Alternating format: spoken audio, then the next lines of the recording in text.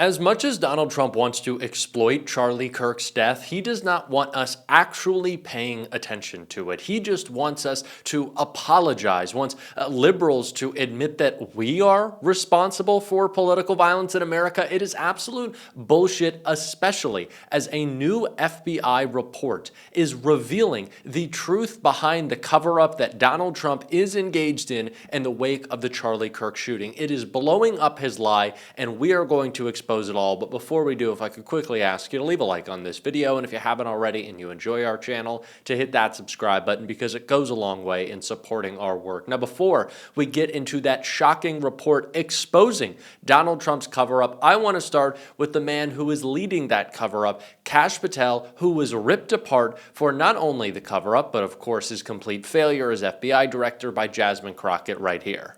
But when I say that you are the least qualified FBI director in the history of the FBI, that is real, because you are the only one that never even served with the FBI prior to joining, yet we are supposed to believe that you are the greatest thing since sliced bread. I didn't ask you a question.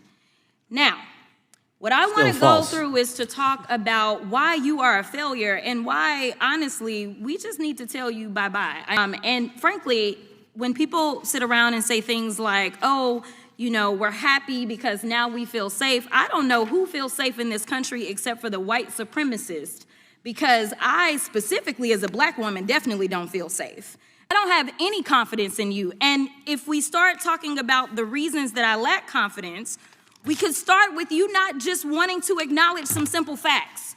Simple facts like the vast majority of the threats are coming from right-wing extremism. So I'm confused about what it is that the FBI is doing except for trying to put on a show for the apprentice or whatever you want to call him. The day after all of this took place, there was domestic terrorism that was taking place at HBCUs. They were targeted. Yet I didn't hear anything from the FBI about what was going on. And again, black people kept saying, how did we end up in this? Because the numbers are so very clear that white supremacy is a problem.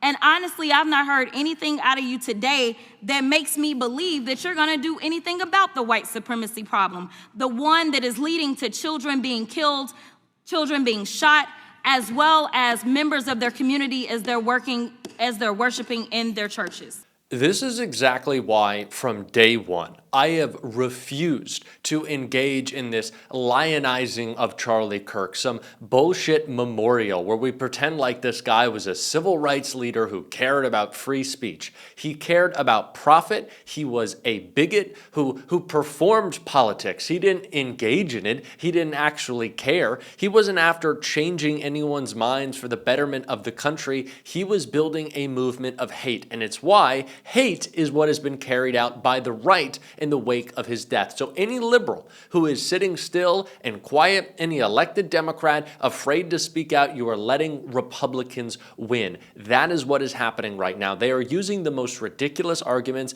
to expand their authoritarian project, and they're just flat out wrong. But before we get into how wrong they are, just listen to the insanity coming out of Fox. Right. You know, I'm watching some of the liberal networks. I've never heard them care about the Constitution so much. Their First Amendment.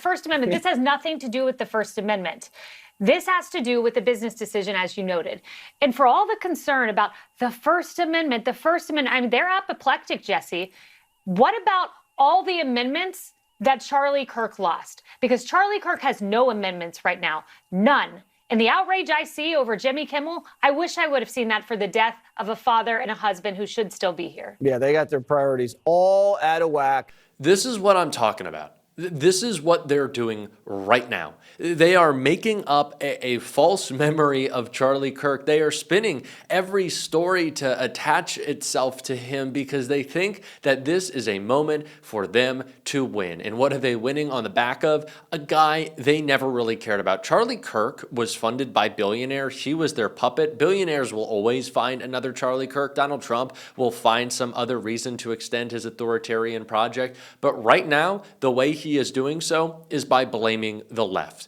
And any Democrat who isn't fighting back is complicit, especially in the wake of this new report.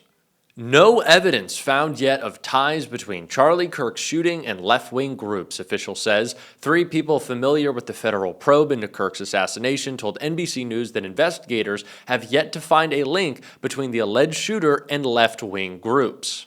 The federal investigation into the assassination of Charlie Kirk has yet to find a link between the alleged shooter, 22-year-old Tyler Robinson, and left-wing groups on which President Trump and his administration have pledged to crack down on after the killing.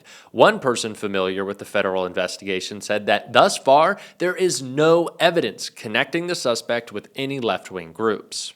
Every indication so far is that this was one guy who did one really bad thing because he found Charlie Kirk's ideology personally offensive. In addition, 2 of the people familiar with the probe said it may be difficult to charge Robinson at the federal level for Kirk's killing, while the 3rd source said that there is still an expectation that some kind of federal charge is filed against Robinson. Donald Trump has spent the last week saying left-wing this, left-wing that, it's all the liberals. That is not true. It has never been true. And of course, we are still learning more about this individual, but what I can promise you is what the FBI is focused on above all else, including keeping us safe, just average everyday Americans, is finding a link between left-wing groups, finding a link between pro-trans groups and this shooter, to use it as an excuse to go after every single liberal in America, to suppress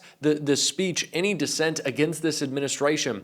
It is why we cannot act like Charlie Kirk was anything more than a bigot and a racist. If we play into their game, if we let them pretend that this was some significant cultural figure who made America better, implicitly what we are giving away is this idea that it is the fault of the left. It is not. That is bullshit. Donald Trump is complicit. Donald Trump encourages political violence, and the rest of the Republican Party has stifled any major reform to keep us safe from gun violence for decades. So I will not allow anyone to bend the knee and pretend that Charlie Kirk was a good guy or act like this is the fault of liberals. It is not. And if you do, you are only putting more people in harm's way. It is the reason I was so happy to see someone who is always going to be a leader in the Democratic Party, AOC, speak out about a new bill that is supposed to paint Charlie Kirk in the greatest light possible, that too many Democrats voted for yesterday, she called out. We can deeply disagree and come together as a country to denounce the horror of this killing. And it is not a license for the abuse of power and whitewashing of American history. Today's resolution only underscores the majority's recklessness by choosing to author this condemnation and honoring on a purely partisan basis, instead of uniting Congress in this tragedy with one of the many bipartisan options to condemn political violence and Kirk's murder, as we did with the late Melissa Hortman. Instead, the majority proceeded with a resolution that brings great pain to the millions of Americans who endured segregation, Jim Crow, and the legacy of bigotry today. We should be clear about who Charlie Kirk was. A man who believed that the Civil Rights Act that granted Black Americans the right to vote was a mistake. Who, after the violent attack on Paul Pelosi, claimed that, quote, some amazing patriot, unquote, should bail out his brutal assailant, and accused Jews of controlling, quote, not just the colleges, it's the nonprofits, it's the movies, it's Hollywood, it's all of it, unquote. His rhetoric and beliefs were ignorant, uneducated, and sought to disenfranchise millions of Americans, far from the working, quote, working tirelessly to promote unity, unquote, asserted by the majority in this resolution. It is equally important that Congress does unite to reject the government's attempt to weaponize this moment into an all-out assault on free speech across the country, all in the name of Charlie Kirk, President Trump and the FCC are now cynically threatening to shut down ABC and any outlets who give airtime to the administration's political critics. This is a disgusting attack on the American people and the very First Amendment rights that define us as a country.